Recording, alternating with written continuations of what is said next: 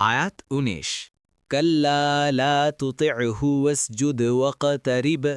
অনুবাদ: কখনো নয়, আপনি তার অনুসরণ করবেন না, আর আপনি সিজদা করুন এবং নিকটবর্তী হুন।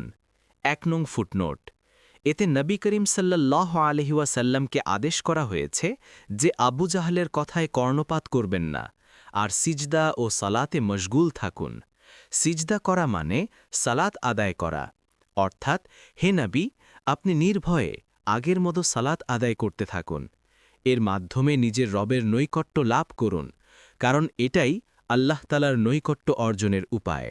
কুরতুবী: রাসূলুল্লাহ সাল্লাল্লাহু আলাইহি ওয়াসাল্লাম বলেন, বান্দা যখন সিজদায় থাকে তখন তার পালনকর্তার অধিক নিকটবর্তী হয়। তাই তোমরা সিজদায় বেশি পরিমাণে দোয়া করো। মুসলিম ৪৮২, আবু দাউদ ৮৭৫, নাসাই ২-২২৬, মুসনাদে আহমাদ ২-৩৭০। অন্য এক হাদিসে আরও বলা হয়েছে, সিজদার অবস্থায়কৃত দোয়া কবুল হওয়ার যোগ্য। মুসলিম ৪৭৯, আবু দাউদ ৮৭৬, নাসাই ২-১৮৯, মুসনাদে আহমদ ১-২১৯।